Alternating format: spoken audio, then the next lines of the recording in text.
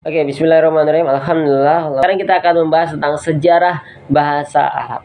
Oke, sejarah bahasa Arab.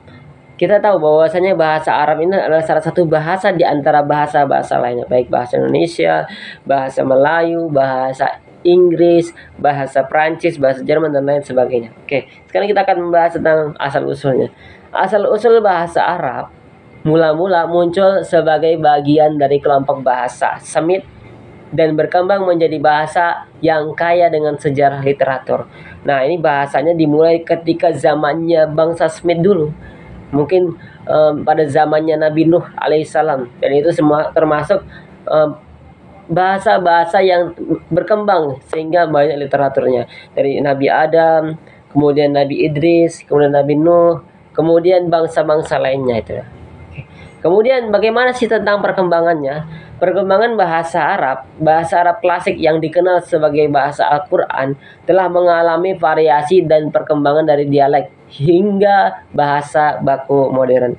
Jadi kalau misalnya ada sesuatu hal dari bahasa halus, kalau misalnya kita bilang Indonesia, di Indonesia itu ada bahasa halus, ada bahasa kasar.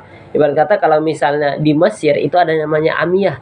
Oke, Amiyah itu di Mesir. Kalau misalnya di Arab itu Fushah sebagai kelancaran. Kalau misalnya di Indonesia namanya bahasa Indonesia. Kalau misalnya orang di daerah Indonesia ada yang namanya bahasa daerahnya. Nah, Amiyah itu bahasa daerahnya. Bahkan di negara-negara lain, Lebanon, Tripoli, Libya, segala macam. Oke.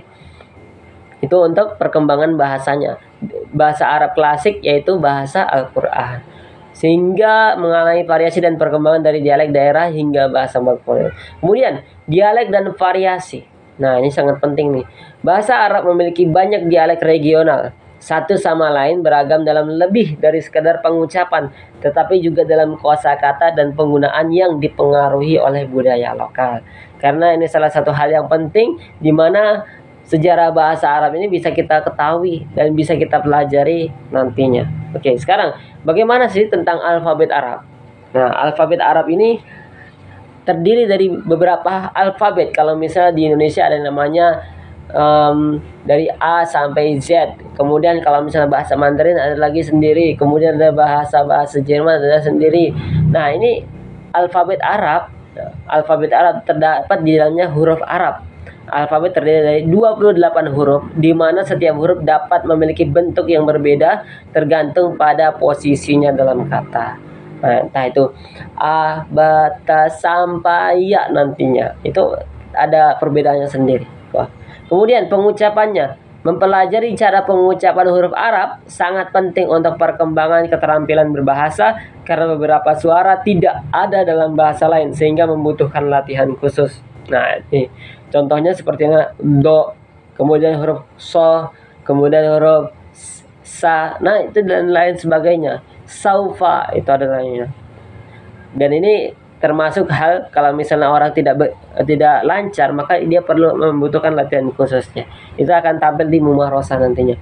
Kemudian contoh huruf dan kata. Menggunakan huruf-huruf yang telah dipelajari, siswa dapat membuat kata-kata sederhana yang menarik dan mendasar untuk membangun kosakata mereka. Karena ini satu hal di mana kita bisa menyambungkan di dalam al-mufradat nantinya. Oke?